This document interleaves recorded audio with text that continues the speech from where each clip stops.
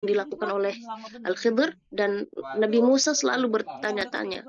Karena kadang-kadang kelihatannya aneh, tapi kadang-kadang kita biasanya kalau kita manusiawi gitu ya, logikanya kita tuh, lah kok tiba-tiba membunuh anak tanpa dosa? Kenapa ini kapal yang bagus, kenapa dihancurkan? Lah ini tembok yang runtuh di mana? Di situ kampungnya pada pelit-pelit, pada tamak, tapi kita membantu mereka untuk mendirikan tembok. Jadi itu semua yang dilakukan oleh Nabi Al-Khidir itu tidak masuk akal. Tapi di balik situ ada hikmah-hikmah yang Allah ingin sampaikan, mengajarkan Nabi Musa dan mengajarkan kita bahwasanya ada hal-hal ya kita tuh tidak nampak baiknya, tidak nampak buruknya, maka dengan cara itulah Allah menjaga kita. Nah, untuk yang tembok ini tadi, di mana saat itu Nabi Musa dan Al-Khidir mereka datang ke kampung itu, saat itu Nabi Musa dalam perjalanan dan Nabi Khidir dalam perjalanan itu sangat lelah dan capek, mereka minta makan, minta dijamu lah gitu. Mereka pelit dan tidak memberi apapun kepada Nabi Musa dan Al-Khidir. Dan ketika melihat ada tembok yang runtuh, justru Nabi Al-Khidir mengajak Nabi berdirikan tembok ini. Apa di akhir kisah? Wa ammal jidaru. Dan tembok itu, kata Al-Khidir alaihissalam. Wa ammal jidaru fakana li ghulamain yatimain fil madinati wa kana tahtahu kanzul lahuma. Ya. Dan tembok itu yang dimiliki oleh dua anak yatim di kota, karena ini kampung, ya. Wa kana tahtahu kanzul lahuma, dan di bawahnya ada harta untuk mereka. Lalu apa alasannya dijaga? Ya, bahkan sampai Allah mengutuskan dua nabi ini. Wa kana abuhuma salihah. Karena orang tuanya adalah orang tua yang saleh. Walaupun mereka sudah tidak ada, ya. Walaupun orang tua itu sudah tiada dan anaknya menjadi anak yang yatim, tapi dijaga oleh Allah masa depannya karena kesolehan orang tuanya. Ya. Jadi kita pengen anak kita menjadi penghafal Quran, cinta Al-Quran. Lantas bagaimana kita sebagai orang tua hubungan kita dengan Al-Quran? Kita pengen anak kita sukses, hafiz Quran 30 juz dan sukses di bidangnya masing-masing. Tapi sedangkan kita langkah untuk membaca saja, kita enggan, bahkan kita malas-malasan sebagai orang tua gitu. Nah ini apakah berefek ke anak kita? Tentu pasti berefek. Walaupun kita sudah memfasilitasi, mama kan sudah memfasilitasi, mama kan sudah siapin makan, bekal buat kamu belajar, papa sudah mencari nafkah, tapi biahnya, lingkungannya itu tidak mendukung. Ya, jadi ada beberapa hal yang perlu kita perhatikan ya kita sebagai orang tua ya betapa pentingnya ya kita menjadi orang tua yang mencintai Al-Qur'an. Yang pertama adalah memperbaiki diri ya. Kita sebagai orang tua kita masih belajar ya. Nggak ada yang namanya orang tua yang sudah sempurna 100%. Masih kita di sini tahap belajar. Saya juga masih belajar bagaimana menjadi orang tua yang baik ya. Apalagi di bidang Al-Qur'an ya. Mengajar, jangan hanya sekedar kita merintah anak-anak kita, tapi itu perintah itu nggak nyampe ke hatinya. Jadi yang pertama yang harus kita benahi adalah diri kita sendiri ya, ayah bunda ya. Ustazah, saya bacaan saya masih terbata-bata. Bisa nggak anak saya jadi penghafal Quran? Sebenarnya bisa. Orang tua yang tidak mampu membaca Al-Quran sekalipun itu mampu anak, insya Allah ya. Insya Allah anaknya bisa menjadi penghafal Quran. Tapi beda dengan orang tua yang yang istilahnya murojaahnya bareng sama anaknya gitu ya, tasmi sama anaknya, itu feelingnya beda. Itu feelingnya beda. Ya, itu feelingnya beda. Dan saya pribadi ya merasakan itu ketika saya kecil. Itu yang selalu membimbing kami dalam masalah menghafal Quran itu ayah kami, ya. Sedangkan mama hanya menerima murojaah karena memang bacaan mama saya nggak begitu lancar ya, masih bacaan orang kampung lah gitu ya, gitu. Tapi ketika saya sudah saya waktu itu SMA udah masuk ma'had ya. Mama saya mulai masuk rumah tahfidz, mulai menghafal juga.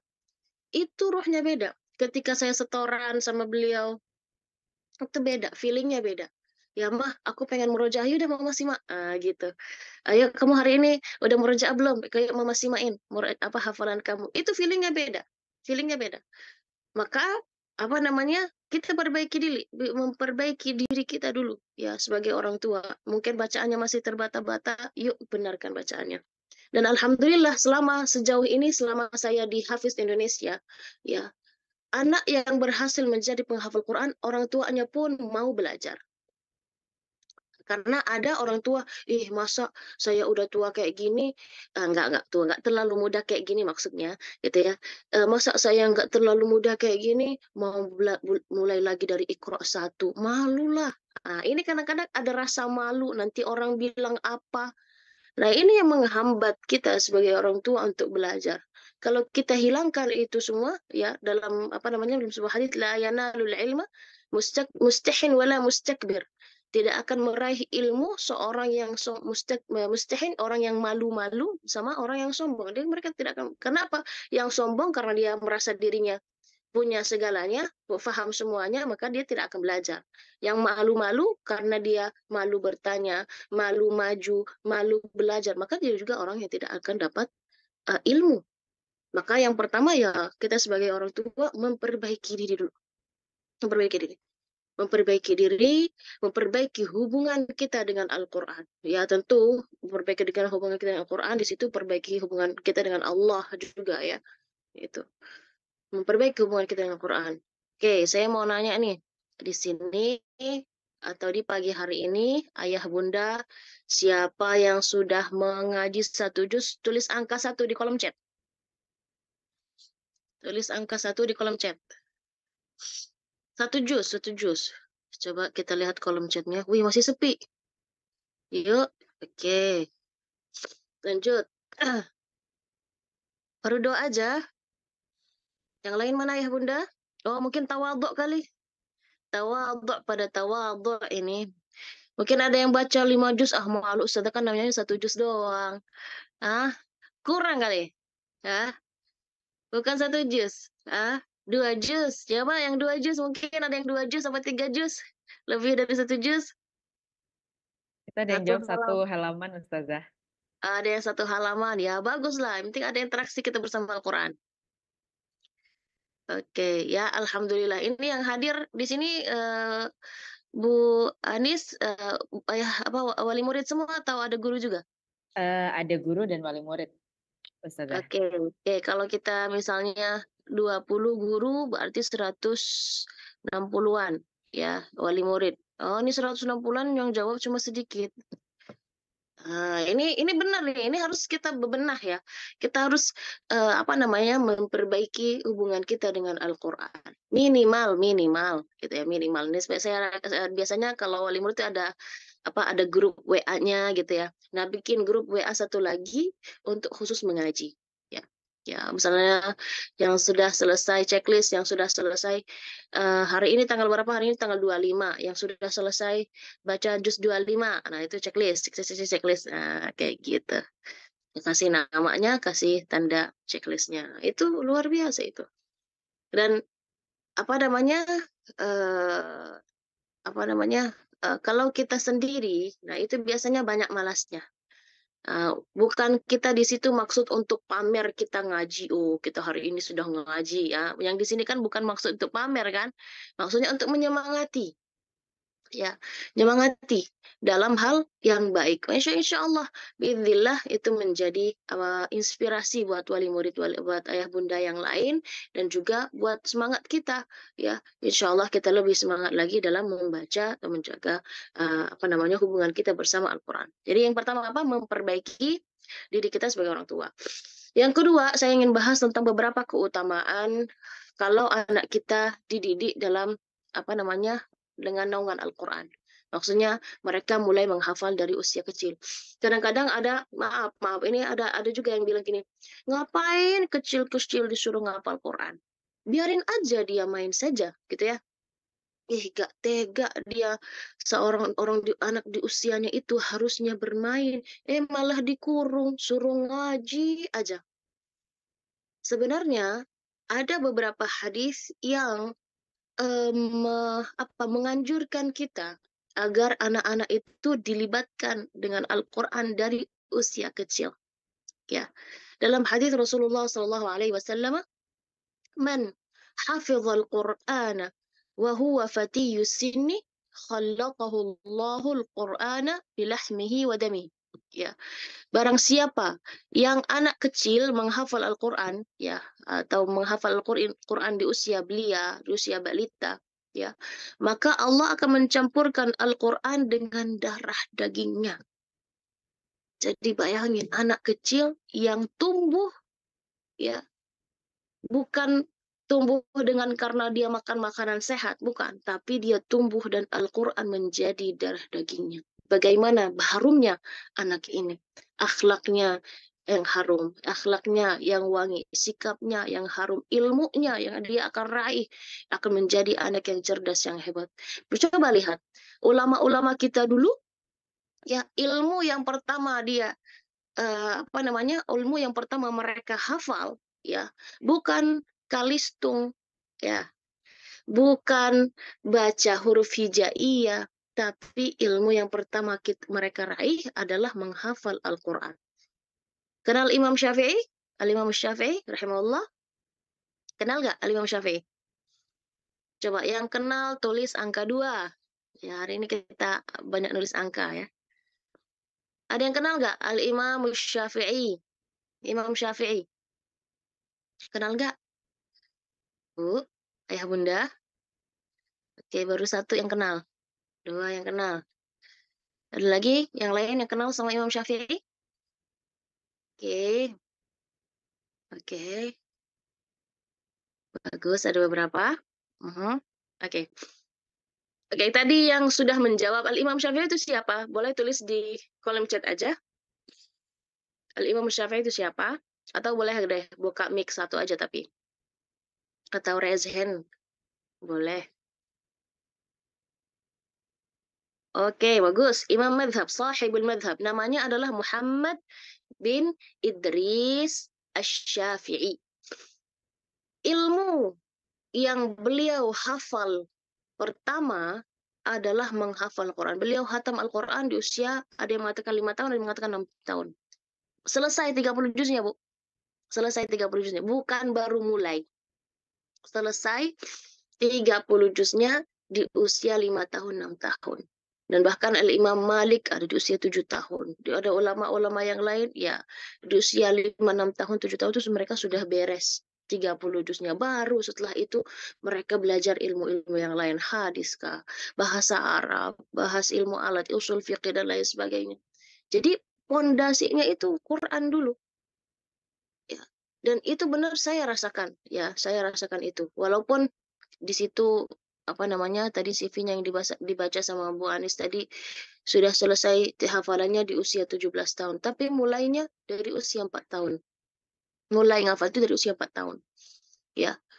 Jadi eh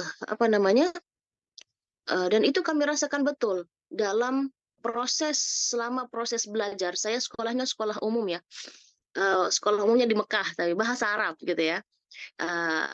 Itu alhamdulillah, semua alhamdulillah enggak susah. Maksudnya enggak susah apa? Enggak harus guru privat gitu, ya. Enggak harus ekstra belajar ekstra lagi gitu, ya. Alhamdulillah apa yang dipelajari di sekolah, sorenya kami belajar tahfidz di rumah tahfidz, malamnya ngerjain tugas udah, dan begitu terus. Ya. Jadi tidak ada merasa sulitnya. Karena ada beberapa teman kami, ya, di matematikanya mungkin dia perlu guru lagi, manggil guru, atau misalnya bahasa Inggris, di sana kan bahasa Inggrisnya agak susah. Maksudnya orang sana ini susah untuk belajar bahasa Inggris karena bahasa asing bagi mereka, ya. Kalau di Indonesia kan sudah dari kecil. Kalau di sana dari dulu itu satu SMP baru mulai bahasa Inggris. Itu mereka butuh guru lagi untuk untuk memperkuat pelajaran mereka. Tapi alhamdulillah saya lihat bukan hanya saya saja, hampir semua teman-teman kami yang mulai menghafal Quran atau dalam proses menghafal Quran itu nggak butuh itu semua. Jadi ayah bunda yang memiliki anak penghafal Quran, saya yakin insya Allah itu kecerdasannya di atas rata-rata. Kecerdasannya pasti di atas rata-rata. Mungkin yang lain di pelajaran sekolah biasa gitu, tapi kalau ayah bunda misalnya kasih pelajaran-pelajaran yang lain, saya yakin insya Allah cepat untuk diresapi gitu ya. Beda beda anak-anak yang menghafal Quran ini beda dengan anak-anak yang lain. Kecerdasannya di atas rata-rata. Tapi tinggal lagi bagaimana orang tua menyiapkan lingkungannya. Menyiapkan lingkungannya. Nah, jadi tadi yang kedua, tadi poin pertama kita memperbaiki diri, yang kedua kita membahas keutamaan-keutamaan. Di antara keutamaan tadi adalah man hafizal qur'ana wa huwa fatiyyus sinni khallatahu Allahul qur'ana bilahmihi wa damihi. Barang siapa yang menghafal Al-Qur'an di usia belia atau di usia balita, maka insyaallah Al-Qur'an Allah Subhanahu wa taala akan mencampurkan Al-Qur'an dengan darah dagingnya. Dan hadis yang berikutnya adalah uh, man hafizal qur'ana wastadhharahu, ya, شفعه الله في عشرة من أهل بيته وجبت لهم النار. Ya. Barang siapa yang menghafal Quran, wastadharahu di situ dia bukan hanya hafal saja, tapi dia mengamalkan, maka insya Allah Allah akan dia bisa memberi tiket masuk surga kepada 10 anggota keluarganya yang sudah dipastikan masuk neraka. Ya, jadi bisa menjadi penyelamat. Bayangkan satu keluarga, ya, ada satu anak yang menghafal Quran, insya Allah ini dia bisa memberi selamat, memberi tiket menyelamatkan kita dari masuknya neraka. Subhanallah. Jadi tidak rugi ya orang-orang yang memiliki anak-anak penghafal Quran, cucu-cucu menghafal Quran itu tidak rugi sama sekali, tidak rugi sama sekali, gitu ya. Baik. Ini masih banyak lagi ya keutamaan-keutamaannya. Mungkin saya cukupkan saja untuk membahas keutamaan ini. Yang ketiga adalah bagaimana kita sebagai orang tua mempersiapkan lingkungan. Nah, ini penting nih. Ustazah, anak saya di antara keluarga yang lain, misalnya pamannya, bibinya, dan sebagainya, anak saya saja yang menghafal Quran. Dan kami sering dengar ucapan-ucapan atau ocehan-ocehan, ya kasihan anak kecil, harusnya dia weekend enak berlibur bermain, malah dia privat atau dihadirkan didatengin guru gitu ya untuk ngafal Quran. Saya mau sedikit cerita dan ini cerita nyata gitu ya. Di Mesir situ ada keluarga ya, namanya keluarga Dr. Kamil Al-Labudi. Mungkin pernah ayah bunda dengar ya. Keluarga Dr. Kamil ini mereka memiliki anak-anak yang dimana dinobatkan anak-anak mereka asghar hafiz bil Quran fil alam. Ya. Anak kecil anak penghafal Quran yang paling kecil usianya. Itu bukan hanya di Mesir tapi di seluruh dunia. Dulu beberapa tahun yang lalu ada paling kecil itu 5 tahun di Tajikistan, dari Tajikistan. Mereka mengalahkan rekor itu ya, menjadi anak terkecil tercilik menghafal Al-Quran. Di usia berapa? Usia berapa kira-kira? Di usia 3 tahun setengah. Sudah hafizah 30 juz. Bukan satu anak, 3 anaknya. Ya. Jadi ada anaknya namanya Tabarak, Yazid, dan Zina. Ya. Nah, boleh nanti ayah bunda cari di Google, ya, cari di YouTube, banyak itu cuplikan-cuplikan ya, mereka mengaji kekuatan hafalan mereka dan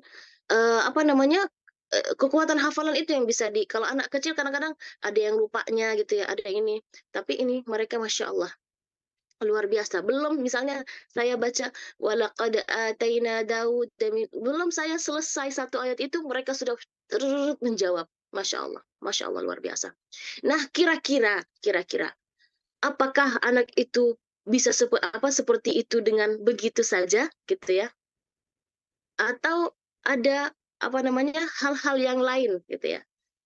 Yang pertama adalah orang tuanya, orang tua. Sampai kemarin alhamdulillah kami apa namanya hadirkan kami panggil salah satu ustazah dari Sidoarjo yang dimana beliau belajar langsung dari keluarga Dr. Kamil ini.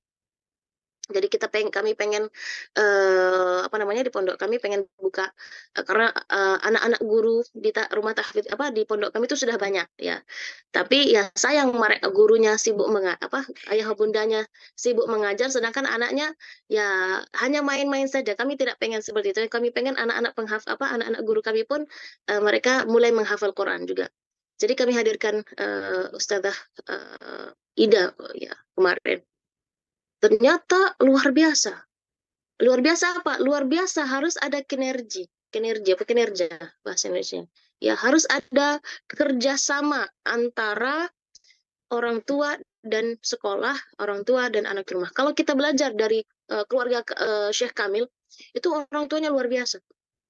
Dan bahkan ketika mereka mentalkin anak-anaknya, mereka tuh belum penghafal Quran. Bahkan istrinya ya saat pertama kali itu mengajar anak-anaknya ini itu beliau belum selesai 30 juz. Berarti orang yang belum 30 juz mampu melahirkan anak-anak penghafal Quran. Dan bahkan beliau itu setelah anak ketiganya selesai 30 juz, Ustazah Rasyanya atau Doktoral Rasyanya baru selesai 30 juz juga. Berproses. Ini kadang-kadang kita orang tua lah capek, udah nyuci, nyetrika gitu ya. Atau misalnya ayahnya juga udah capek, udah seharian kerja, pulang nalkinin anak ngaji. Itu mau berkorban. Apakah Dr. Kamil dan Dr. Rasya ini mereka pengangguran? Bukan. Beliau dua-duanya lulusan dari farmasi, di bidang farmasi. Dan Dr. Kamil itu dosen di Kuliah Al-Batarji di Mesir sana. Ya, jadi bukan pengangguran gitu ya. Jadi tapi ada kemauan ini yang sangat tinggi ya, pengen anak-anak menjadi penghafal Al-Quran. Jadi bagaimana konsepnya ya, metodenya mungkin saya sedikit membocorkan, mudah-mudahan menjadi inspirasi ya buat ayah bunda di sini.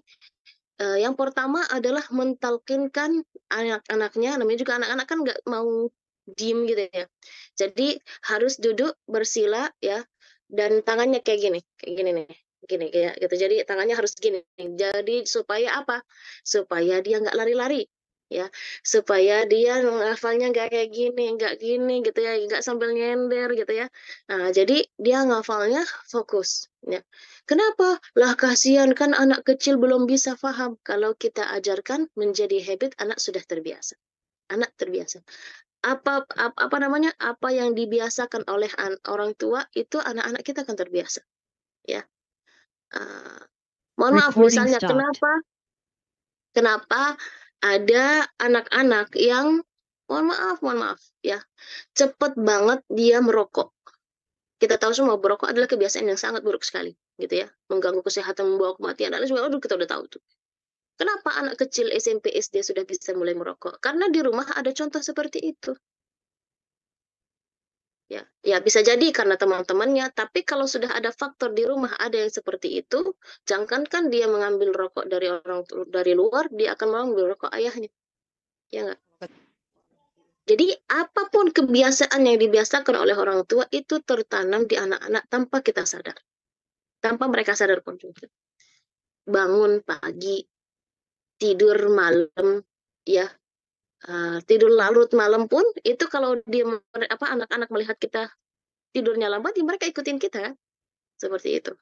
Dan kebiasaan ini itu penting dan kita perlu istiqomah dan itu yang berat, ya, itu berat. Wah hari ini jangan murojaah dulu ya, mamanya mau kondangan. Nah, yang tadinya konsisten biasanya harusnya kita mengaji setiap subuh misalnya, setelah subuh. Mama tuh udah ngantuk banget kemarin tuh, mamanya nggak begadang, adikmu sakit. Ya udahlah, nanti agak siangan aja ya. Nah ini tidak konsisten dalam waktu ya, tidak disiplin dalam waktu, itu akan merusak habit itu. Jadi memang betul butuh effort dan kerjasama antara ayah bunda ya untuk pengen benar-benar kita menghadirkan anak-anak penghafal Quran di rumah. Ya selain di sekolah yang sudah mungkin ada jadwalnya, ada kegiatan untuk menghafal dan sebagainya, kita dari rumah nih kita harus persiapkan bi'ah lingkungan untuk anak-anak kita. Ya. Jadi yang pertama adalah kedisiplinan waktu. Misalnya kita tentukan nih sama anak-anak, ini setiap habis maghrib kita setiap hari harus menghafal, harus talqin. Nah, jadi yang pertama tentukan waktunya dan maupun safar, maupun ada kondangan, maupun arisan ya, maupun mudik gitu ya, tetap waktu itu harus berjalan untuk murajaah atau untuk Al-Qur'an gitu ya. Selain waktu yang sudah ditentukan, durasinya ya 1 jam cukup. 1 jam cukup. 1 jam cukup. 1 jam cukup apa? Untuk interaksi antara kita dan anak-anak kita. Ya, misalnya kita bagi ini orang tua yang mampu untuk baca Al-Quran dengan baik, ya kita ngajarin. Dan di situ ada pengulangan. Misalnya pengulangan itu apa maksudnya? Jadi kita talqin nih Bismillahirrahmanirrahim. Amma yatasaalun. Nanti anak kita dengerin amma ya kita baca 3 kali, ulangi 5 kali, 10 kali kita ulangin ya.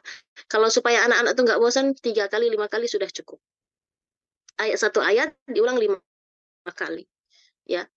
Nah itu yang dilakukan oleh Dr. Kamil ya. Dr. Kamil ini jadi sebelum beliau berangkat kerja ya, itu beliau itu talqinin anaknya 5 halaman ya. Berapa halaman? 5 halaman, dan setiap ayat itu diulang 5 kali gitu ya.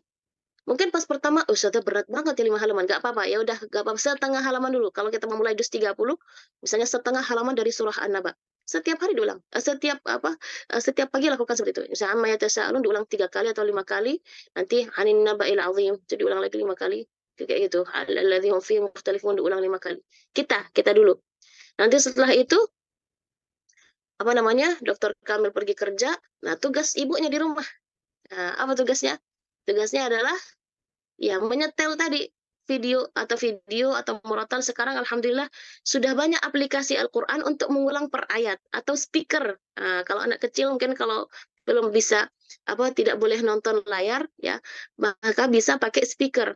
Speaker itu ada pengulangan per ayat, diulangin seharian itu dia dengar itu, dan saya yakin dalam 1 minggu itu pasti dia dapat ya.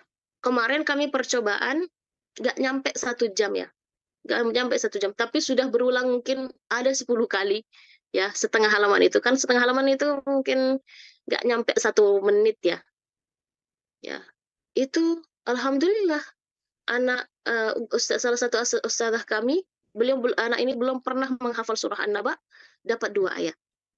Anak saya belum pernah menghafal surah An-Naba, dapat 3 ayat. Nah, ini baru 1 jam loh gitu. Saya pikir baru 1 jam anak ini sudah sudah dapat 2 ayat atau 3 ayat. Nah, berarti apalagi kalau durasinya ditambahkan, ya pengulangannya makin dibanyakan gitu ya. Dia bukan hanya dengar hari ini, tapi 3 jam hari ini dia mendengar. Besoknya 3 jam lagi dia mendengar. Besoknya lagi dia mendengar. Insya Allah berhasil. Anak-anak kita tuh cerdas. Jangan sampai kita itu tadi, oh kasihan gitu ya. Dan itu tidak menyita waktu main mereka, enggak. Tetap ada waktu, dan itu bukan 24 jam mengaji, bukan. Hanya misalnya kita fokus 3 jam 1 hari untuk untuk pengulangan itu. Insya Allah saya yakin itu luar biasa. Dan untuk pemilihan speaker qori-qorinya yaitu ada di Syekh Khalil Husari ya, Khalil Husari. Kenapa dipilih Syekh Khalil Husari? Karena bacaan beliau yang di level tahqiq yang dimana huruf-hurufnya jelas, dan juga bacaannya jelas, dan juga makhorijnya bagus ya, kedengeran gitu, walaupun itu ada sebatas speaker tapi itu jelas. Saya dulu ketika saya di ma'had, yang murotal yang saya setel dan dianjurkan oleh guru kami itu Syekh Muhammad Khalil Husari ya, Muhammad Khalil Husari. Terus syekh yang kedua adalah Syekh Ash-Shuraim atau Imam Haram. Syekh Shuraim, Syekh Sudais, yang bacaannya agak cepat.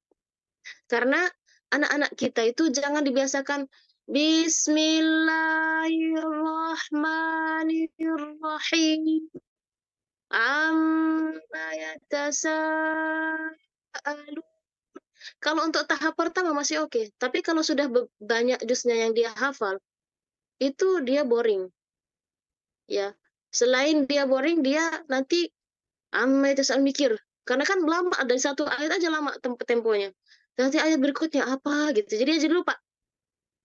Jadi masalah anak-anak kecil itu dia bukan apa namanya lupa Al-Qurannya bukan, tapi dia belum paham cara mengikat ayat dengan ayat berikutnya. Maka kita kasih apa namanya mendengarkan murotal, yaitu yang tempo bacaannya agak cepat. Ya, seperti Syekh Sudais, Syekh Shuraim, Syekh Sa'dul Ghamidi. Nah, itu apa namanya?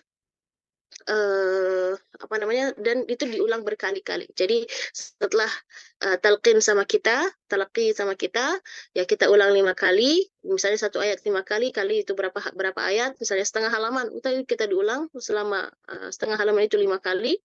Terus habis itu kita ke Syekh Muhammad Khalil Husari untuk memperbaiki bacaannya atau ya membaguskan bacaannya. Yang terakhir adalah kita mendengarkan anak ini speaker, yaitu Syekh Shuraim yang agak cepat gitu, atau Syekh Sudais gitu ya.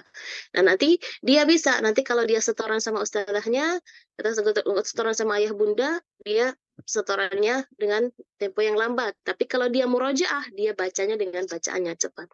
Karena biasanya saya lihat, ya ini termasuk anak-anak Hafiz Indonesia juga, ya kalau mereka murojaah, mereka tetap bacanya lambat banget gitu. Nah, ini kan kalau mau targetnya 5 juz satu hari murojaah itu susah. Karena bacaannya tadi lambat, yang seharusnya 5 juz itu bisa selesai dalam 1,5 jam, ini bisa nyampe makan 3 jam, 4 jam. Karena bacaan yang lambat tadi. Ya, jadi apa namanya, tadi tahapan yang ketiga adalah mendengarkan murotal, ya, atau tahap pertama talqin dari orang tua langsung. Kalau bagaimana nih Ustazah? Saya kurang mampu dalam membaca Al-Qur'annya, gitu ya. Kita cari syekh yang apa namanya bacaannya bagus. Misalnya Syekh Aiman Suwaid, ya kan ada yang ada videonya, ya supaya kelihatan gerakan bibirnya. Kan kalau anak-anak kecil kadang ikutin gerakan bibir kan gitu, walaupun suaranya ayun misalnya amma yatasa'al amma ayun, ya nggak apa-apa, nanti kan lama-lama juga huruf-hurufnya apa namanya benar ya, karena kan memang anak-anak kecil kadang-kadang ada cadelnya, ada ompongnya gitu ya, ada ininya, nggak apa-apa, nanti itu nanti lama dalam proses itu nanti huruf-hurufnya juga akan jelas, huruf-hurufnya juga akan jelas ya. Jadi bagi kalau orang tuanya mampu diajarkan langsung di situ talqinnya langsung. Kalau tidak mampu disetelkan murattal seperti Syekh Aiman Suwaid ya, itu sangat bisa sekali. Lalu setel Syekh Muhammad Khalil Husari, lalu yang terakhir adalah Syekh Shuraim atau Syekh Sudais ya. Nah, setelah itu jangan ditinggalkan ya. Nah, ada juga hal yang perlu kita perhatikan selain tadi ini sudah metodenya ya. Metodenya adalah ya, hal berikutnya adalah makanan. Ya, makanan anak-anak itu ayah bunda penting sekali. Ya, dan 3 makanan yang baik ya, yang khususnya dalam proses menghafal Quran ini yang dikonsumsi adalah susu. Ya, usahakan susunya susu murni. Maksudnya susu murni yang tidak ada, ya mungkin kalau dipilah-pilih gitu ya, hampir semua susu itu murninya nggak terlalu murni gitu ya. Ada pengawetnya, ada itunya, ada pewarnanya. Maka kalau bisa ya yang itu aja, yang tidak ada rasa. Ternyata anak saya nggak suka, ya. Saya yakin kalau misalnya sekolah menyediakan atau misalnya dibekelin dari rumah gitu buat anak, terus mereka konsumsi bersama-sama, saya yakin insya Allah mau. Ya, anak saya termasuk anak-anak yang ya suka rasa coklat, rasa stroberi gitu. Tapi ketika dipaksa gitu ya, oh ternyata bukan kami juga yang bukan Recording in progress. apa namanya, bukan nggak enak, tapi tuh temannya yang lain pada makan minum, jadi mereka pada minum juga gitu ya, kebawa gitu suasana gitu ya. Jadi pertama susu, yang kedua kurma, yang ketiga adalah madu ya. Kalau anak nggak suka madu boleh dengan kacang-kacangan seperti kacang apa tuh? Kacang apa seperti kacang-kacang Arab gitu. Nah, itu biasanya kacang-kacang itu meningkatkan apa namanya? Kecerdasan dan itu menjadi apa ya? Tenaga. Ya karena menghafal itu tenaga ya, tenaga. Dan apa namanya? Dan benar-benar apa ya, kalau bilang diporsir sih enggak, tapi apa namanya, ya menguras tenaga. Jadi dia walaupun dia diem hanya duduk begitu saja, tapi dia kan mendengar, merekam. Nah, itu proses untuk apa namanya, bisa menghafal Quran dengan baik. Jadi selain apa namanya, metode yang baik, makanan pun menjadi apa namanya, konsumsi juga itu menjadi makanan atau kita pilih konsumsi atau makanan yang baik gitu ya, yang manfaat bagi mereka. Dan di sini juga orang tua juga jangan sampai di sekolahnya atau saat proses menghafalnya menyediakan tadi apa makanan hal thayyib tadi apa susu, kurma, madu atau kacang-kacangan. Habis itu dia makan macam-macam ya. Makan ciki, makan apa tuh coklat, makan bukannya nggak boleh, boleh tapi diliatin, diatur gitu ya. Jangan terlalu banyak makan makanan kemasan gitu ya. Ya mudah-mudahan manfaat insyaallah. Baik, sepertinya saya cukupkan dulu. Alhamdulillah sudah beberapa banyak poin yang sudah saya bahas. Mudah-mudahan bisa difahami, diresapi sama orang tua, ya, sama ayah bunda.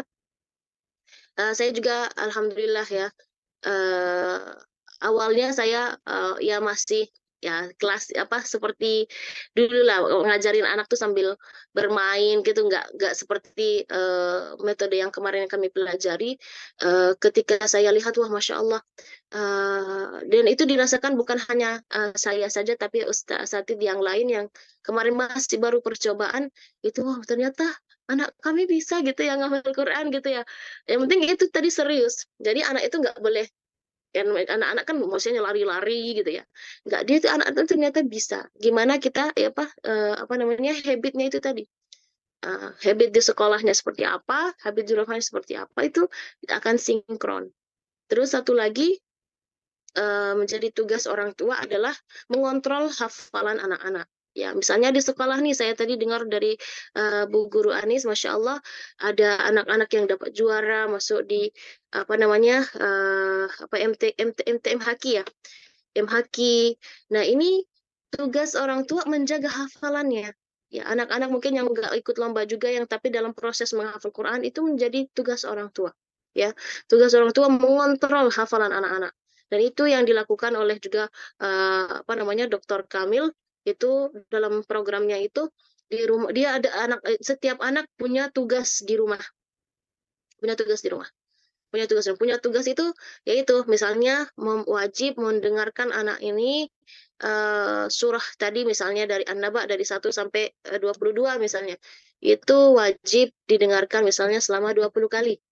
Terus di videoin proses dia mendengar gitu ya. Nanti wajib anak itu menyetorkan surah itu dari 1 sampai 22 itu 3 kali. Itu harus dilakukan. Kalau tidak ya otomatis di anak-anak akan tertinggal. Ya, gitu. Terus satu lagi adalah reward. Reward itu penting sekali ya. Ustazah, reward itu nanti ngajarin anak itu nggak ikhlas. Nggak, anak kecil itu belum paham ya. Tapi tetap kita memberi pemahaman bagi anak-anak. Apa namanya? Kita ngafal Quran itu karena Allah, mencari ridha Allah, kita pengen bahagia, kayak gitu. Ini ya, tapi ini hadiah dari Bu Guru karena kamu sudah berupaya berusaha untuk menghafal. Kamu hari ini karena kamu duduk dan istilahnya duduk yang rapi, duduk yang baik, kamu mendengar yang baik, kamu mengulangi dengan baik, ini hadiahnya. Maka apa hadiahnya? Hadiahnya jangan yang susah-susah, ya. Bukan yang susah, maksudnya jangan terlalu besar. Apalagi misalnya dia selesai juz 30, kita kasih hadiah HP. Itu tidak seimbang sama sekali. Tapi memang kadang-kadang orang tua tuh saking senangnya gitu ya. Oh, Masya Allah, anak saya sudah bisa ngapal Quran. Tapi hadiahnya nggak nggak ini loh, nggak apa namanya, nggak cocok gitu ya. Ya, jadi kalau dulu Dokter Kamil itu hadiahnya apa coba? Hadiahnya stiker. Kan ada buku mutabaahnya tuh, ada lembaran dia sudah setoran tandanya. Itu kasih stiker kecil. Itu anak itu sudah suanangnya luar biasa gitu ya. Atau misalnya balon ya, balon. Balonnya balon dikasih namanya. Itu sudah senang sekali. Sudah senang sekali. Ya, anak-anak itu nggak seperti kita gitu ya. Ah, ini kok dikasih stiker sama guru gitu ya. Enggak. Anak itu apa namanya, Recording hal-hal stopped. ajak jalan-jalan aja itu, "Ma, aku pengen jajan, Ma, aku pengen jajan," misalnya, atau, "Ma, aku pengen apa namanya, pengen pengen main di luar." Kamu itu dulu, ngaji dulu, berarti habis itu boleh keluar. Itu dia merasa, "Oh, saya melakukan sesuatu," gitu ya. Jadi itu rasa pengen membahagiakan dan dia rasa saya sudah melaksanakan sesuatu itu pasti dia pengen lagi pengen lagi. Maka nanti ya Recording kita in progress. apresiasi ya, apa namanya, usaha mereka, ya kita apresiasi upaya mereka dalam, selama menghafal Al-Qur'an, gitu ya. Baik, saya rasa, cukup, saya kembalikan lagi ke Bu Guru Anis, silakan. Oke, terima kasih Ustazah Nabila, Masya Allah luar biasa sekali. Ini Bu Anis yang belum punya anak juga banyak belajar nih Ustazah. Alhamdulillah. Oke, Ayah Bunda, seperti yang Bu Anis tadi sampaikan di awal, jadi apabila ada pertanyaan ataupun keresahan terkait membersamai Ananda menghafal Al-Quran di rumah, Bu Anis persilahkan untuk bertanya, boleh raise hand atau mungkin ditulis pertanyaannya di kolom komentar. Oke, ini sepertinya sudah ada yang raise hand, ada Nevan Naisha. Oke, silakan mungkin bisa dihidupkan mic-nya apabila ingin bertanya kepada Ustazah Nabila, dipersilakan. Baik. Assalamualaikum warahmatullahi wabarakatuh. Apakah suara saya terdengar, Bu? Ya, Terdengar, Bunda. Baik, Assalamualaikum Ustazah. Perkenalkan saya Rifka, Bunda dari anak kembar Nevandra dan Naisandra kelas 2 Ibnu Tufel. Nah, Ustazah saya ingin bertanya, kedua anak saya ini kembarnya laki-laki dan perempuan.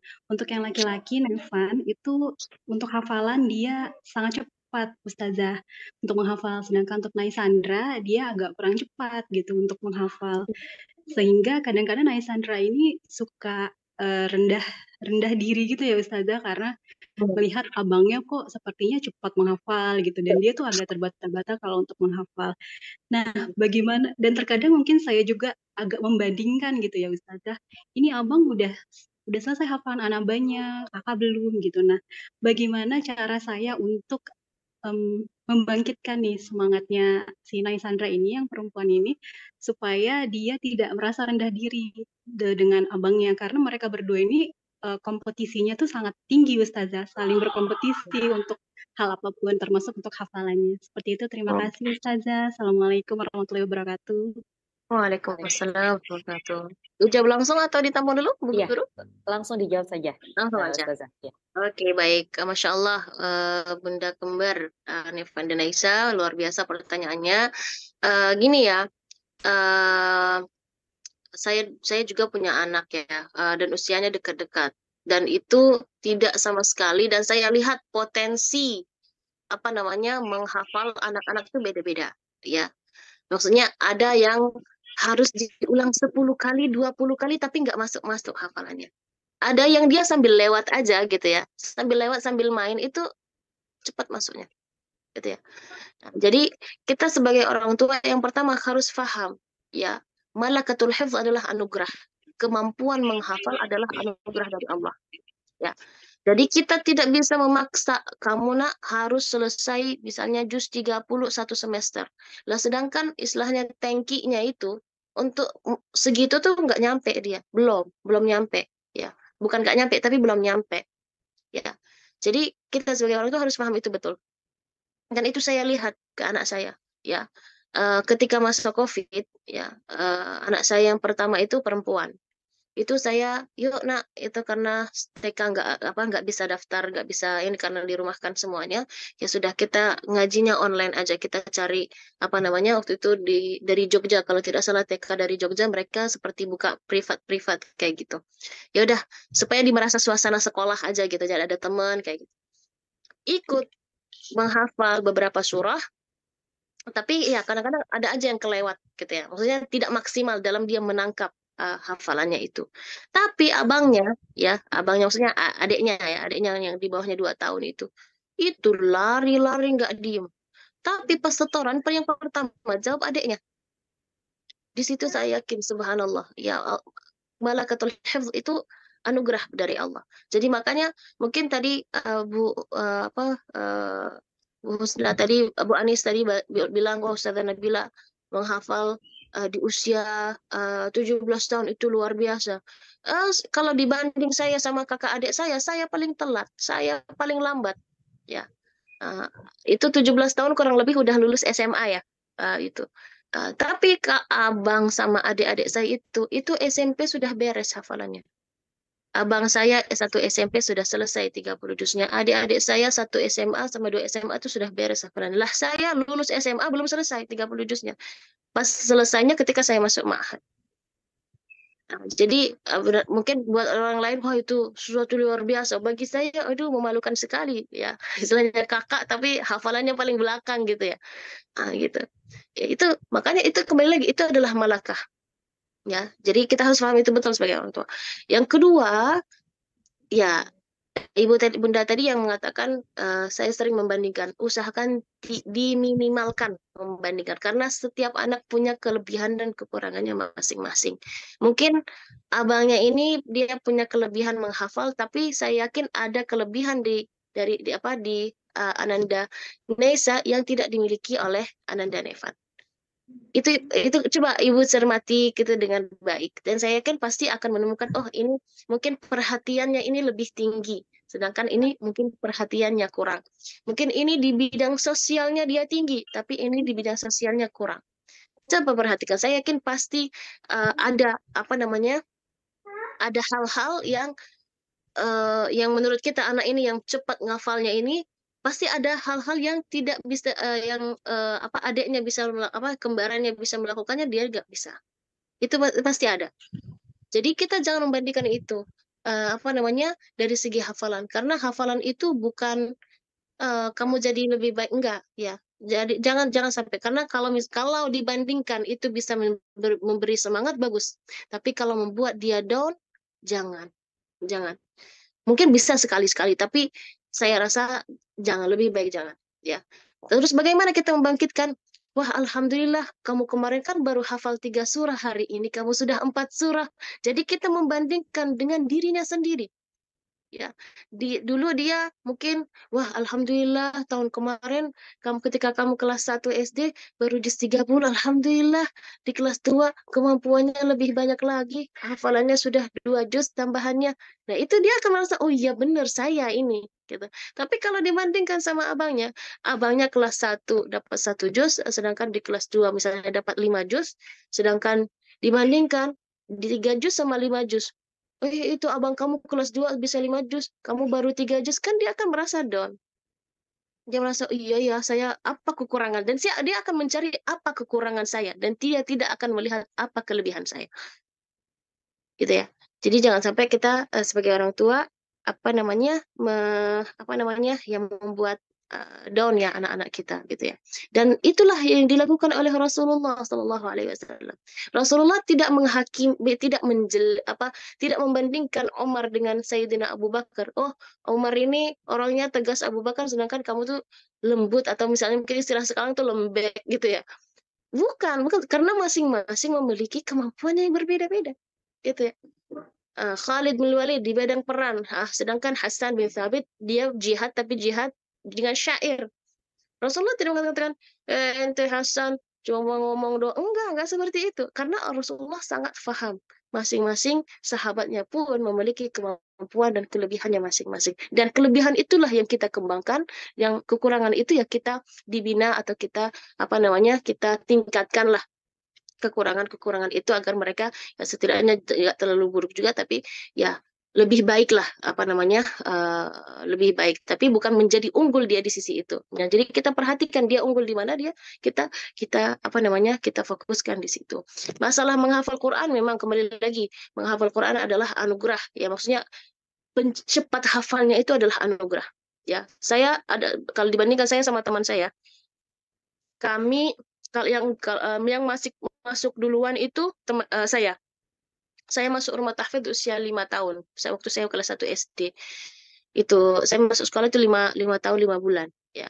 Jadi saya masuk rumah tahfidz saya duluan. Tapi pencapaiannya beliau lebih cepat ya. Beliau masuk sekolah itu di usia 5 SD ya. Sama-sama 5 SD tapi beliau masuk rumah tahfidznya. Tapi pencapaiannya beliau dalam 2 tahun bisa 15 juz. Saya dari kelas 1 sampai 6 SD itu baru dapat 5 juz. Ya, kembali kita anugerah. Ya, saya hafalannya lambat, Bu. Hafalnya lama saya, hafalnya lama. Ya, nggak masuk-masuk. Setoran 1,5 halaman aja salahnya banyak banget. Sampai guru saya, besok ulang lagi ya, besok ulang lagi ya, sering kayak gitu. Itu yang buat lama. Ya, sebenarnya kan teman saya, sampai saya pikir, ya Allah, dia sekolah bareng sama saya pagi-pagi, sorenya juga sama. Salahnya di mana kok saya otak saya tuh lama banget gitu nyerap hafalannya. Ternyata mungkin ada faktor-faktor yang lain mungkin kita bisa benahi. Misalnya kalau saya dulu teman-teman gitu, saya kan suka suka ikut-ikutan. Ya, teman-teman sekelompok sana ngobrol, saya ikut ngobrol. Kelompok sini main, saya ikut main gitu. Jadi nggak fokus. Sedangkan teman saya yang baru masuk aja, beliau fokus, nggak ngobrol, fokus. Udah selama 2 jam di rumah tahfidz itu beliau fokus, ngaji aja gitu, nggak ada main-mainnya. Oh ternyata itu salah satu faktornya juga gitu.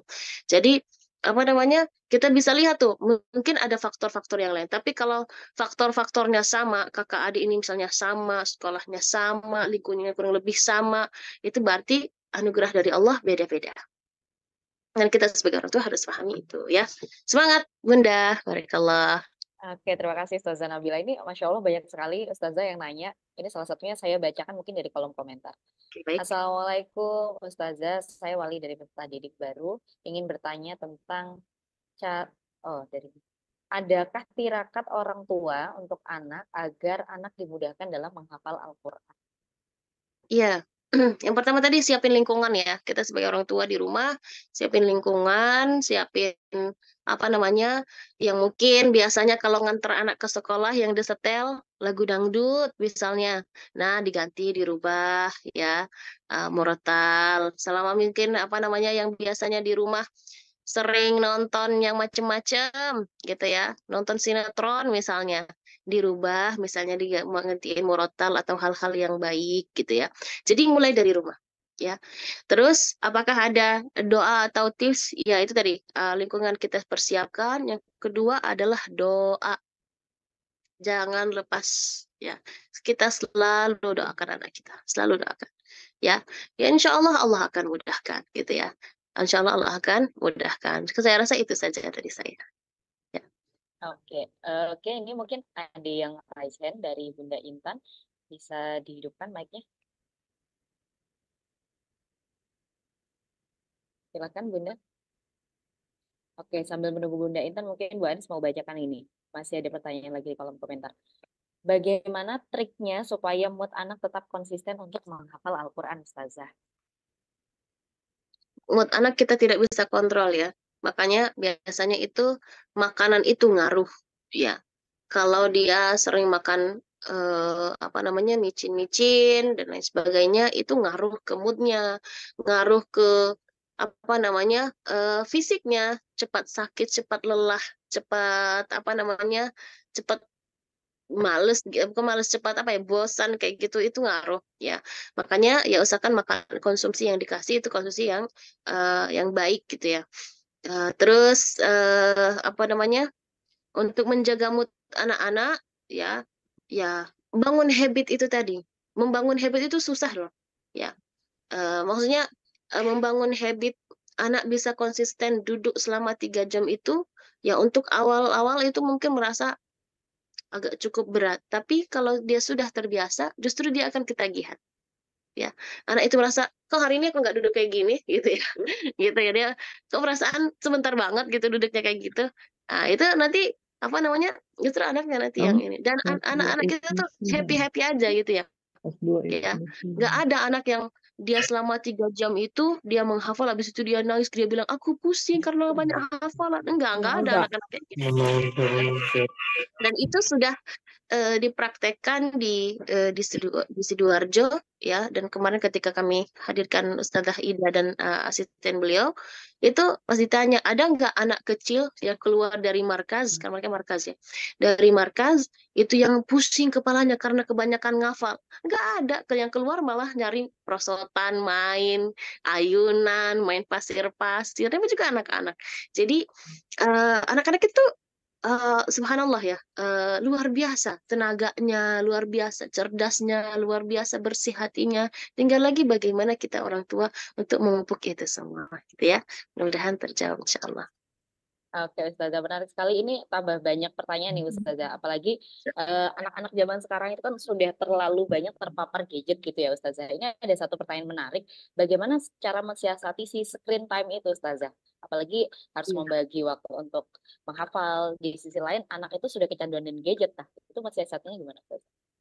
Ya, kita harus tahu kecanduan gadget itu bagus atau tidak. Tentu pasti jawabannya tidak. Tapi Ustazah kalau nggak dikasih dia puas, ngamuk, dikurangin, dikurangin. Dan saya yakin kalau dikurangin itu bisa, gitu ya, bisa. Dan apa namanya,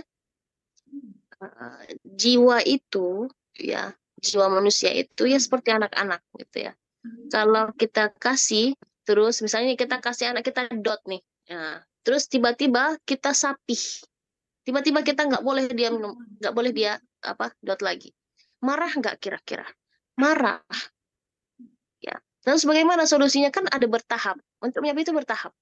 Begitu juga kalau anak sudah kecanduan, maka itu harus bertahap. Misalnya yang satu hari, misalnya dia main atau nonton HP itu selama 5 jam, dikurangin pelan-pelan. Minggu ini 5 jam, dikurangin besoknya 4 jam. Dan kita harus apa, ada kesepakatan sama anak. Nah, setengah jam lagi ya, selesai ya. Kalau setelah setengah jam, nah udah selesai waktunya. Ya, dia pasti akan, oh masih mau lagi. Ah, kita kan sudah sepakat, kita harus dapat janji. Boleh nanti kasih reward. Nanti boleh kalau kamu nggak nonton, nanti kalau kamu berhenti, misalnya mama ajak beli cemilan lah, atau misalnya kita keluar main sepeda lah, dan lain sebagainya. Gitu ya. Jadi, apa namanya, yang memberi HP itu sebenarnya siapa? Kita. Gitu ya. Jangan sampai mau, iya sih, itu teman saya, mau orang tuanya dikasih HP, saya kaget ya. Anak saya kelas 1 SD, ya itu tahun ini sudah kelas 2. Anak saya tahun kemarin kelas 1, ma, temanku udah punya HP, kapan aku kasih HP? Hah? Udah punya HP? Gitu ya. Jadi, ya nggak tahu ya, mungkin gimana pandangan orang tua itu terserah masing-masing gitu ya. Tapi kalau saya pribadi, saya tidak akan kasih ke anak saya HP itu kecuali sudah dia gede, dan itu juga apa apa katanya SNK berlaku gitu ya. Nah, itu. Jadi apa istilah pendeknya itu saya juga nggak tahu gitu ya. Jadi harus ada syarat-syaratnya. Walaupun misalnya Ustazah, saya sudah janji apa namanya, kalau anak saya sudah selesai 5 juz saya kasih HP. Tapi ternyata ketika dikasih HP, dia tambah lalai hafalannya, diambil. Atau harus ada kesepakatan. Kamu kalau misalnya target murojaah kamu 3 juz 1 hari, kamu nggak nyampe, HP kamu nggak boleh lihat. Siapa yang kasih peraturan itu? Kita orang tua.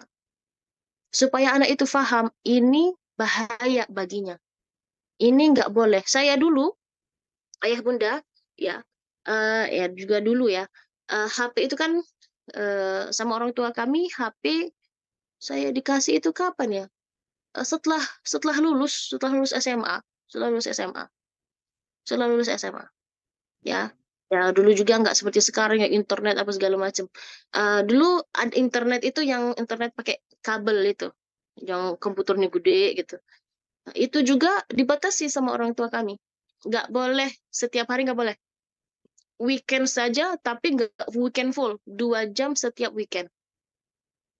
Jadi disiplin. Jadi misalnya nih, udah tahu nih, antara zuhur dan asar, itu biasanya jam untuk main komputer. Ya, main apalah segala macam ya. Itu. Dan itu dibagi kami berempat. Ya, ya silakan kami berempat apa bernego antara sesama gitu ya, menyiasati siapa apa mau nonton dulu, atau pokoknya nggak boleh lebih dari 2 jam. Kalau lebih dari 2 jam sudah diingatkan, udah selesai nih 2 jamnya, belum selesai, langsung ditarikin kabelnya gitu. Kita sebagai orang tua harus tegas. Anak saya Ustazah kalau diambil HP-nya tantrum sampai berguling-guling, nggak mau makan, biarin, biarin. Nah, ini masalahnya kadang-kadang ada apa namanya, misalnya ada neneknya, ini kadang-kadang, "Oh, udah dikasih," gitu ya, kayak gitu. Nah, ini kita harus beri pemahaman ya kepada, orang tua kita gitu ya. Masalah termasuk juga masalah makanan ya, "Mah, anaknya nggak boleh makan es krim." Tahu-tahu dari belakang dikasih, anak-anak kita kok meler, batuk-batuk malam-malam. Oh, ternyata dikasih es krim. Oh, karena kebanyakan anak-anak kita tuh kalau kebanyakan nonton itu bahaya, ya. Dan kadang-kadang kita nggak ngontrol apa yang mereka lihat itu nggak ngontrol. Tahu-tahu dia ucapannya berbeda, sikapnya berbeda. Kamu tahu dari mana? Oh, dari nonton tadi di YouTube, karena mana anak kecil kalau anak 3 tahun, 4 tahun kan mereka nggak tahu ya apa itu apa boleh diucap atau tidak boleh. Kamu dari mana? Iya tuh kemarin tadi aku nonton ini. Oh, kok nonton kayak gituan? Nah, mantap kayak gitu. Ya. Jadi kalau kita sebagai orang tua tidak bisa memantau, ya sekarang saya rasa banyak aplikasi yang bisa connect sama HP orang tua. Nah, itu kita bisa lihat anak kita nonton apa dan bahkan sampai kita bisa ngecek mereka nonton apa dan bisa mematikan HP mereka ya gitu. Ada caranya gitu ya. Jadi yang ngasih HP itu kita. Kita ingat HP itu adalah senjata. Bisa diarahkan ke hal yang baik, bisa diarahkan ke hal yang buruk. Saya rasa anak di usia SD ini belum butuh HP. Belum butuh HP. Kalau mau kasih HP jadul untuk komunikasi. Ya, kan orang tuanya kerja gitu kan. Kalau mau nanya anaknya sudah nyampe kan tetap butuh HP. Ya, berarti kasih HP jadul aja yang nggak bisa banyak macam-macamnya gitu ya. Itu untuk apa? Untuk anak itu sendiri. Ya. Dan kadang-kadang dulu ya saya merasa kejam amat, tegas banget kayak gitu. Ternyata itu ada manfaatnya ketika sudah dewasa itu berarti oh alhamdulillah diajarkan disiplin dari kecil. Itu luar biasa dan tidak anak paham itu. Maka kita sebagai orang tua harus sabar sekali ya. Baik. Ya, itu saja Betul. jawab dari saya mudah-mudahan terjawab ya.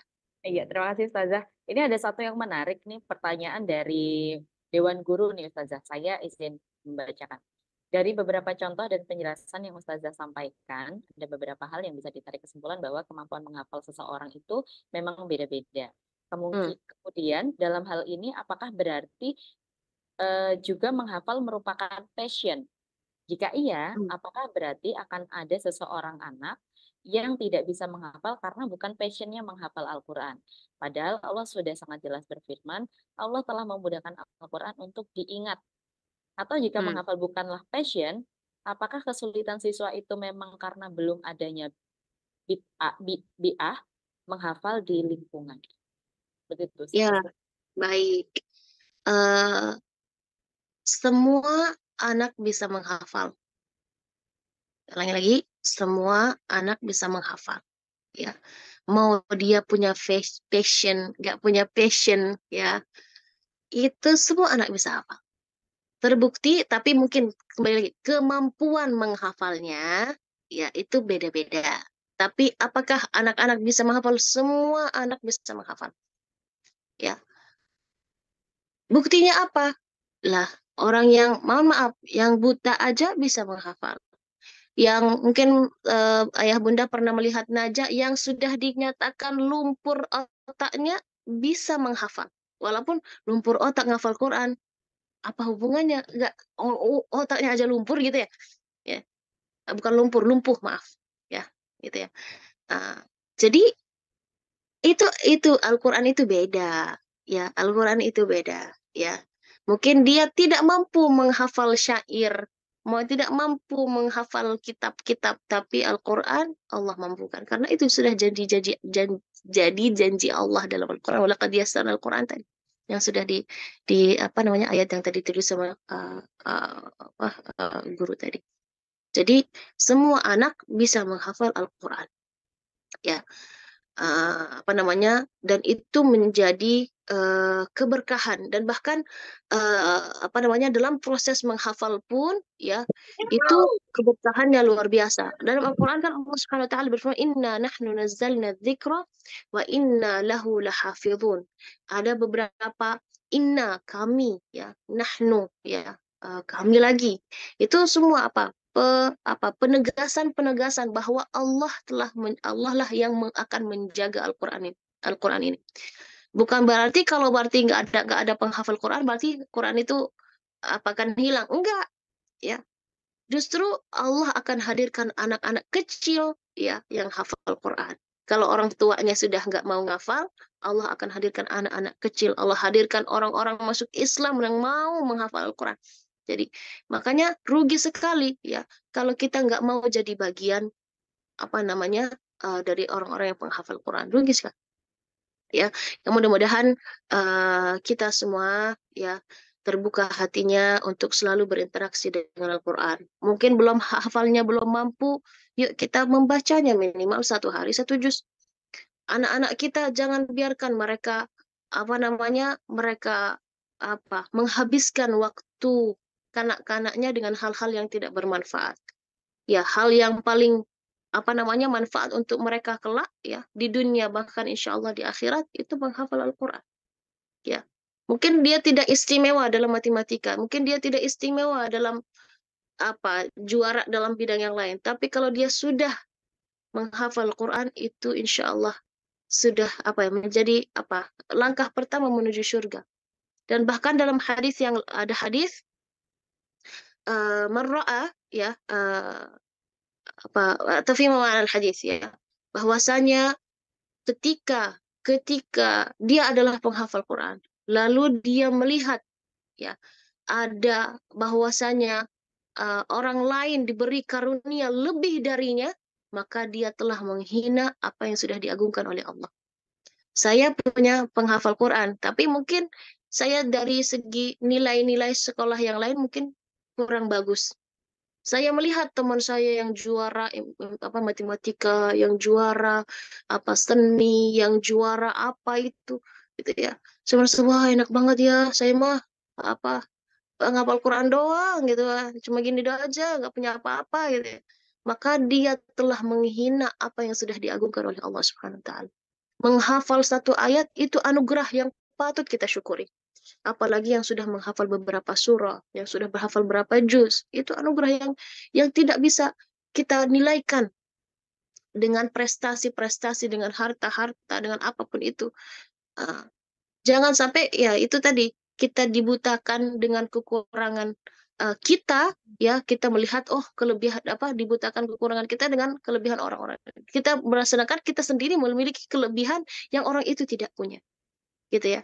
Jadi saya lupa teks hadisnya. Jadi barang siapa yang melihat ya man uti al-Qur'an fara'a anna ahadan utiya khairan minhu ya faqad 'azzama ma haqqarahu faqad haqqara ma 'azzamahu Allah.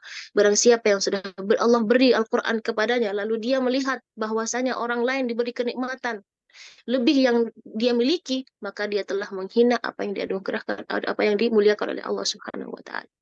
Jadi semua anak bisa menghafal Quran, semua anak mampu menghafal Quran, dan tinggal lagi bagaimana kita sebagai orang tua, sebagai pendidik mengarahkan anak-anak ini untuk menghafal Al-Quran ya. Dan jangan merasa kalau kemampuannya hanya wah dia mah nggak punya kemampuan cuma menghafal Quran doang, itu sudah anugerah yang luar biasa. Kembali lagi menghafal 1 ayat saja itu adalah anugerah yang harus kita syukuri, apalagi yang menghafal lebih dari 1 ayat ya. Baik, mudah-mudahan terjawab ya Pak Guru ya atau Bu Guru. Oke, terima kasih Ustazah. Ini pertanyaan terakhir Ustazah. Ini kami persilahkan untuk Bunda Amiratul Husna dan Bunda Husna bisa untuk menghidupkan mikrofonnya.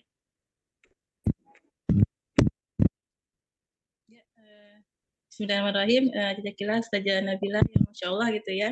Kita bisa bertemu langsung dengan beliau yang selama ini mungkin kita lihat beliau di televisi ya. Masya Allah, semoga apa yang Ustazah sampaikan itu bisa bermanfaat bagi kami dan untuk motivasi kami ke depannya sebagai orang tua. Baik Ustazah, yang tanyakan, jadi alhamdulillah saya punya 3 putri yang memang backgroundnya dari sekolah SD, memang sekolahnya memang yang terbelakang menghafal Quran di sekolah Pelita ya. Dan yang saya mau tanyakan ini untuk si kakak ini. Si kakak kebetulan kakak ini alumni dari SDIT Pelita gitu ya. Jadi beliau ini alhamdulillah SMP-nya juga melanjutkan ke sekolah Quran gitu dan melanjutkan hafalannya di tahun pertama, dan si kakak ini sekarang udah kelas 2 gitu saja. Jadi di tahun pertama ya alhamdulillah dia menghafalnya tidak, maksudnya sesuai dengan ini ya, sesuai dengan kita yang kita inginkan gitu. Tapi di semester yang kedua ini gitu, karena si kakak ini kan diikutkan gitu lomba gitu, dan sudah 3 kali ini diikutkan lomba dari sekolah gitu. Jadi si kakak ini fokus gitu ke ini, ke apa sih yang ingin dilombakan gitu, fokus belajar. Jadi harusnya si kakak ini tasmi gitu, yang dia harus setor 5 juz gitu, terhambat gitu. Jadi kadang saya sampaikan, ayo kakak kita murojaah, kapan nih mau tasmi? Nanti Umi saya mau ini dulu, karena mau diikutkan lomba dari sekolah gitu, mewakili sekolah. Jadi si kakak harus fokus dulu gitu sampai semester ini sampai 3 kali gitu. Jadi rupanya si kakak ini sepertinya asik gitu dengan ini gitu, hal-hal yang memang dia hobi beliau gitu, hobi si kakak, dan rupanya ini diikutkan lomba gitu dari sekolah, dan si kakak sepertinya ini untuk semester ini asik gitu dengan dunia barunya gitu. Jadi sebagai seorang orang tua gimana Ustazah itu saya menyikapinya. Sementara saya, Yolina kok ini ketinggalan lagi nih hafalannya gitu, kapan nih ke tasminya, seharusnya bulan ini tasmi kok mundur lagi, sabar ya Umi gitu ya. Kayaknya sudahlah gitu. Saya sebagai orang tua, mungkin ini tetap apresiasi gitu dari si kakak gitu. Begitu saja. Sebelumnya afwan nih, saya lagi di rumah sakit Ustazah gitu. Mohon doanya untuk Ananda yang kedua itu sedang dirawat gitu. Ya, jazakallah Ustazah, dan guru-guru yang semuanya di Pelita, terima kasih itu atas waktunya. Saya akhiri, wassalamualaikum warahmatullahi wabarakatuh. Waalaikumsalam warahmatullahi wabarakatuh. Ya, jazakillah khair atas pertanyaannya. Mudah-mudahan yang lagi sakit, insya Allah mudah-mudahan disehatkan dan bisa kembali segera, insya Allah, biiznillah. Baik, pertanyaan yang sangat bagus sekali. Kadang-kadang ada masa anak-anak itu dia asik dengan hal yang lain, sedangkan kita sebagai orang tua pengen anak itu fokus kepada Al-Quran. Nah, dalam kasus Bunda itu bisa diskusi sama pihak sekolah, ya. Diskusi sama pihak sekolah. Saya pengen misalnya anak saya fokus untuk menghafal Quran. Boleh dia ikut lomba, tapi mungkin minta bimbingannya atau arahannya dari sekolah bagaimana supaya anak ini juga hafalannya tidak lalai. Ya, hafalannya mungkin kalau misalnya nggak ziyadah, setidaknya murojaahnya yang dia sudah kumpul bertahun-tahun itu tidak hilang begitu saja, gitu ya. Terus yang kedua, jadi ya, yang pertama berdiskusi dengan pihak sekolah, yang kedua atur jadwal di rumah, ya. Misalnya 1 jam untuk murojaah. Misalnya, saya masih ada, enggak. Kita setiap hari 1 jam. Selain itu, kalau kamu mau fokus untuk dalam dalam lomba itu enggak apa-apa. Yang penting 1 jam untuk Al-Quran itu harus ada di rumah. Misalnya setoran sama Umi misalnya, harus ada setoran sama Umi. Kalau kamu belum setoran sama Umi, ya enggak boleh. Itu lanjut ke kegiatan itu, gitu ya. Dan kita kasih reward. Kamu sudah selesai tasmi, kamu sudah ngikutin apa yang kata Umi, ya sudah Umi kasih reward apa gitu ya. Saya rasa 3 hal ini insya Allah kalau kita ini insya Allah bismillah ya lebih ke anaknya juga enak, ke bundanya juga insya Allah enak gitu ya. Yang mudah-mudahan dan jangan lupa didoain gitu ya. Kalau saya Bunda, saya termasuk orang tua yang tegas ya, karena memang saya pun dididik dengan didikan yang cukup tegas. Jadi Al-Quran itu nomor 1 gitu ya. Misalnya saya mau ada acara apa gitu, maksudnya misalnya mau ikut lomba atau ikut apa namanya, saya suka bagian seni gitu ya. Misalnya lomba seni apa gitu kan, melukis apa segala macam, sama orang tua tuh nggak boleh. Kalau belum selesai misalnya murojaahnya, kalau belum selesai misalnya, ya setidaknya kalau orang tua kami itu tidak ada mentargetkan hafalan itu harus selesai di usia berapa, enggak, tapi yang penting ada murojaahnya.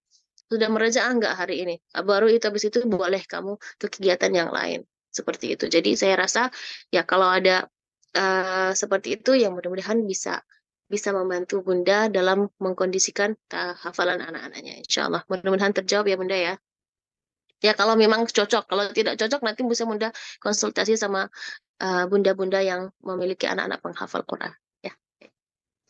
Tapi sejauh Oke. ini seperti itu apa namanya apa ya manjur gitu ya. Dan itu reward itu kadang-kadang itu luar biasa. Ini konsisten dalam kasih waktu. Terus habis itu ya kita kasih reward gitu ya, Insya Allah. Ya. Oke, Masya Allah. Terima kasih Ustazah Nabila. Tadi sudah sangat gamblang sekali. Ini juga saya melihat waktu sudah jam 10.44. Dari tadi Ustazah Nabila belum ada istirahatnya gitu ya.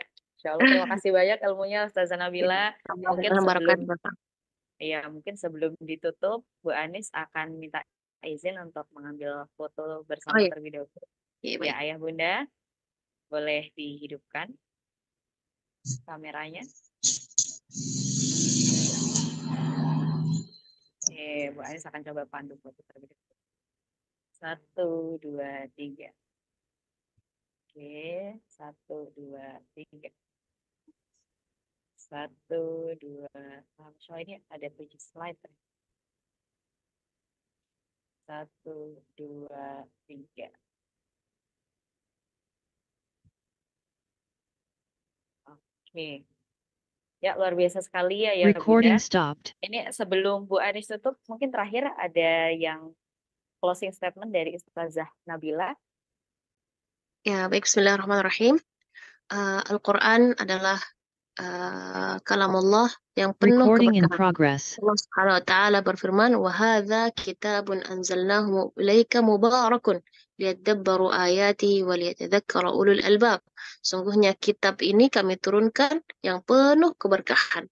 Jadi kalau kita pengen hidup kita berkah dan diridhai oleh Allah, maka yuk kita libatkan diri kita dengan Al-Quran.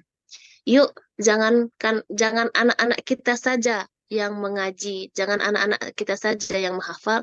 Yuk kita juga sebagai ayah bunda mereka, kita juga mendekatkan diri dengan Al-Quran, mulai menghafal Al-Quran, mulai memperbaiki bacaan kita, agar insya Allah kita insya Allah berkumpul bersama-sama di surganya Allah Subhanahu wa Ta'ala. Terima kasih semuanya, ayah bunda, Pak Guru, Bu Guru yang hadir di pertemuan kita di pagi hari ini. Terima kasih juga kepada SDIT Pelita Khairul Ummah. Mudah-mudahan insya Allah pertemuan ini menjadi pertemuan yang penuh barokah biidznillah, dan insya Allah ada hasilnya ya dari pertemuan kita hari ini. Mudah-mudahan tahun depan saya dengar insya Allah dari SDIT Pelita Khairul Ummah sudah yang selesai 30 juz. Masya Allah, insya Allah ya.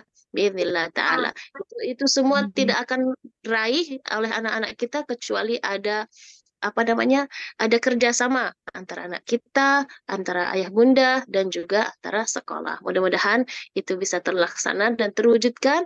Insya Allah saya selalu berdoa mudah-mudahan, dan saya yakin sekali anak-anak Indonesia ini anak-anak yang hebat, anak-anak yang luar biasa, kemampuannya, kecerdasannya, ilmunya hebat, skillnya dan lain sebagainya. Insya Allah mereka mampu, apalagi dalam menghafal Al-Quran. Amin ya rabbal alamin. Terima kasih semuanya. Jazakallah khair.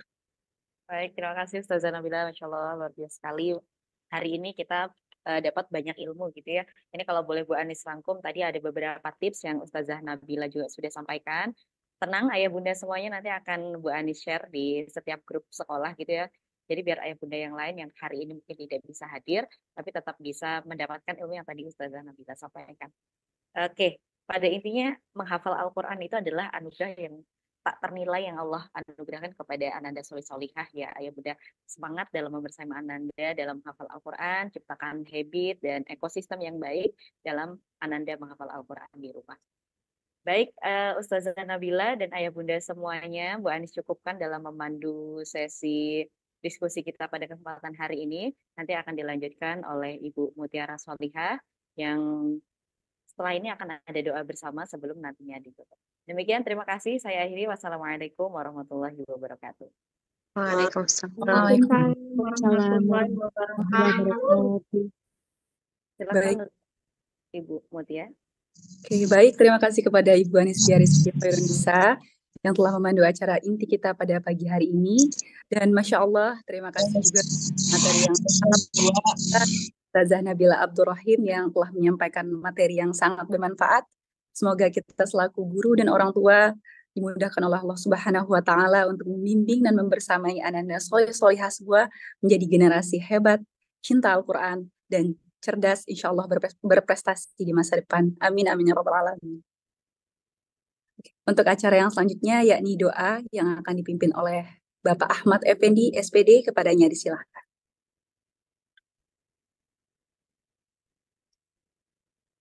Assalamualaikum warahmatullahi wabarakatuh. Waalaikumsalam warahmatullahi wabarakatuh. Waalaikumsalam warahmatullahi wabarakatuh. A'udzu billahi minasyaitonir rajim. Bismillahirrahmanirrahim. Alhamdulillahi rabbil alamin. Hamdal syakirin, hamdal na'imin. Hamdan yuwafi ni'amahu wa yukafi'u mazidah. Ya Rabbana lakal hamdu wa lakal syukru kama yanbaghi li jalali wajhikal karim wa 'azimi sultanik. Allahumma salli ala Muhammad wa ala ali Muhammad. Allahumma arhamna bil Qur'an waj'alhu lana imaman wa nuran wa hudan wa rahmah. Allahumma dhakkirna minhu ma nasina wa 'allimna minhu ma jahilna warzuqna tilawatahu ana al-laili wa atrafan nahar waj'alhu lana hujjatan ya rabbal alamin. Allahumma ja'alil Qur'ana rabi'a qulubina wa nura sudurina wa jalaa'a ahzanina wa dhahaba humumina. Ya Allah, jadikanlah Al-Quran sebagai penyejuk hati kami, cahaya yang menyinari dada kami, pelipur duka kami, dan penghapus kesedihan kami. Allahumma ja'al awladana awladan salihin min ahli Al-Quran, min ahli al-khair. Allahumma ahsin akibatana fil umuri kulliha wa ajirna min khizyi dunya wa adzabil akhirah. Allahumma la tada' lana dhanban illa ghafartah wa la hamman illa farajtah wa la daynan illa qadaitah wa la hajatan min hawaij dunya wal akhirah illa qadaitaha ya arhamar rahimin. Rabbana atina fid dunya hasanah wa fil akhirati hasanah wa qina adzaban nar. وصلى الله على نبينا محمد وعلى آله وأصحابه الأخيار وسلم تسليما كثيرا. سبحان ربك رب العزة عما يصفون وسلام على المرسلين وآخر دعوانا أن الحمد لله رب العالمين. السلام عليكم ورحمة الله وبركاته. Waalaikumsalam warahmatullahi Waalaikumsalam wabarakatuh. Recording stopped. Baik, terima kasih kepada Bapak Ahmad Effendi. Akhirnya seluruh rangkaian acara kita telah selesai. Semoga Allah Subhanahu wa Ta'ala senantiasa meridhoi niat baik kita untuk mewujudkan mimpi besar mendidik anak-anak menjadi generasi hebat yang senantiasa mencintai Al-Quran. Amin, amin, ya rabbal alamin. Saya membawa acara, mohon maaf kesalahan kepada Allah, saya mohon ampun. Ihdinas syiratal mustaqim wabillahi taufiq wal hidayah. Wassalamualaikum warahmatullahi wabarakatuh. Waalaikumsalam warahmatullahi wabarakatuh. Kasih semuanya.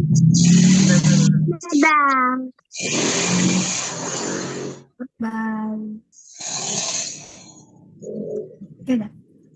Udah. Udah. Oke, terima kasih ya Bunda. Dipersilahkan apabila ingin melanjutkan aktivitas. Halo Hussein. Ya, Bu. Udah murojaah hari ini? Udah. Alhamdulillah.